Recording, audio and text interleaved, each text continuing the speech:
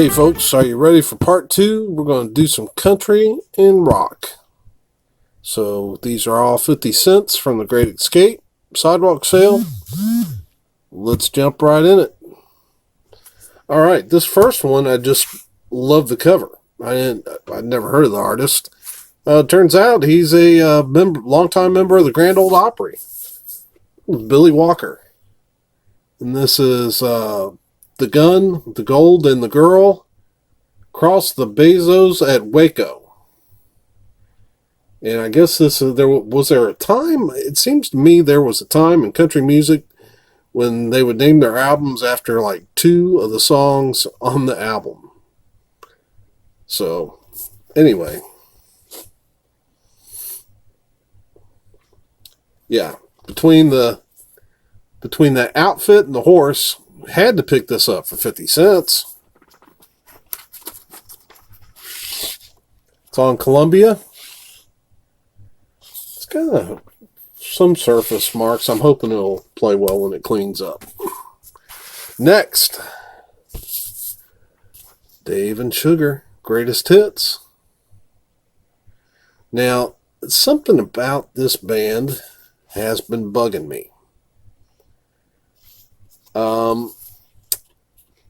It's him.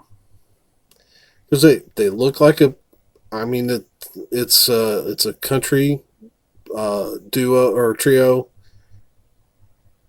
What's wrong here? Well, first he does have some great hair there, but look at that face. It just seems something villainous is up with that face. And I'm trying to think, what is it about that face of his that bugs me so much? And then I realized, yes, he looks just like John Kreese from The Karate Kid. Don't sweep the leg, no matter what he tells you. But we got Dave and Sugar's Greatest Hits. It's on RCA. RCA Victor. All right. So when I picked this up, there's, something vaguely familiar about her. It's sealed. It's Shelley West, Red Hot. And I cannot disagree with that.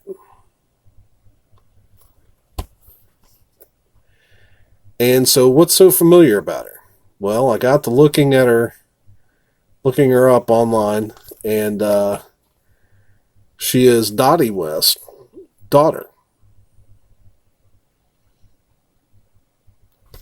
So this is a 1983 record.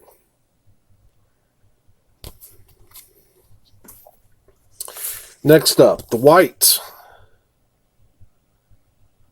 Great country group.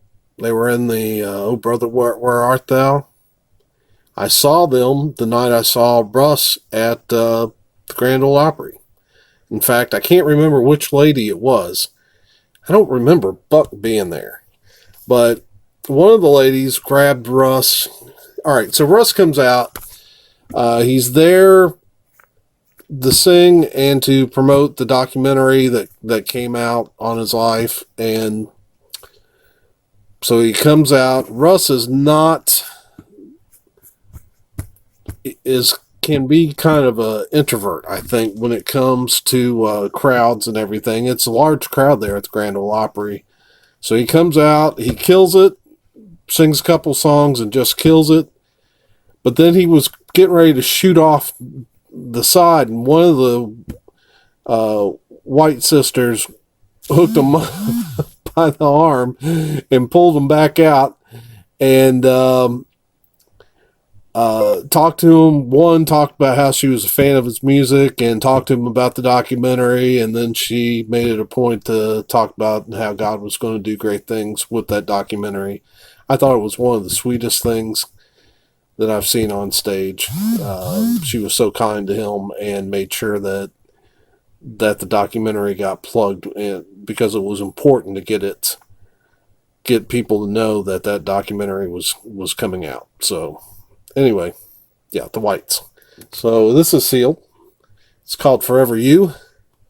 It is a 1984 recording. So looking forward to that. Next up, talk about 80s. Let's talk about Sawyer Brown. Remember Star Search. So this is, believe this is their debut. Came out in 1984.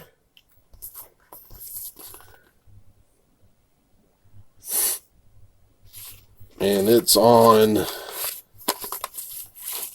Capitol Records. Sawyer Brown.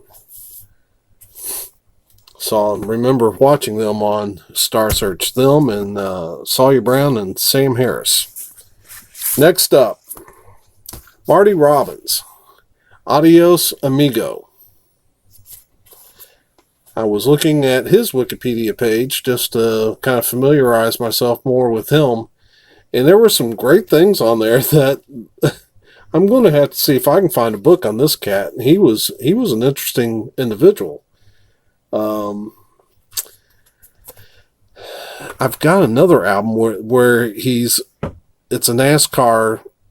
There's a NASCAR on the cover, and I didn't realize that he actually drove NASCAR. One of the things I really enjoyed was the story about he was in a race.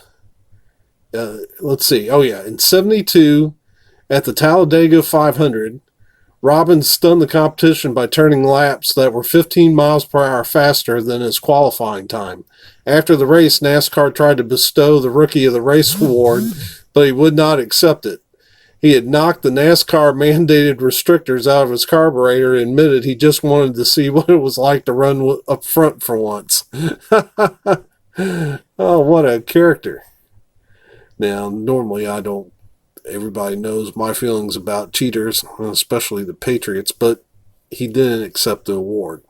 He knew it was tainted. So I can appreciate that.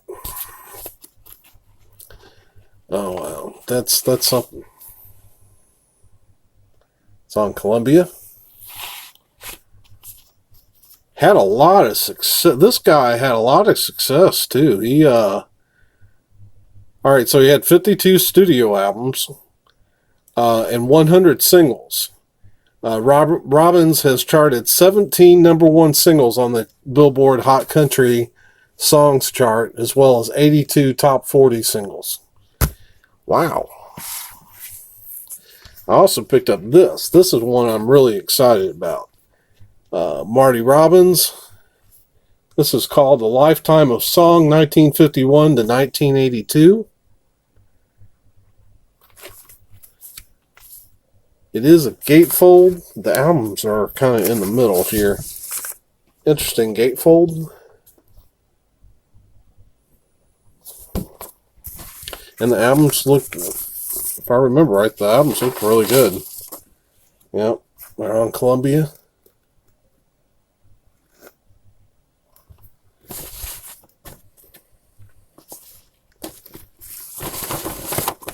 All right, so next up, we got a compilation called Country Rainbow. A lot of good artists on it. Do you see the track listing? So, I mean, yeah, some great people like Willie Nelson, Anne Murray, Conway Twitty, George Jones, Crystal Gale, Emmylou Harris, Mickey Gilley, George Strait, Statler Brothers. This, oh yeah, don't miss this. Walmart.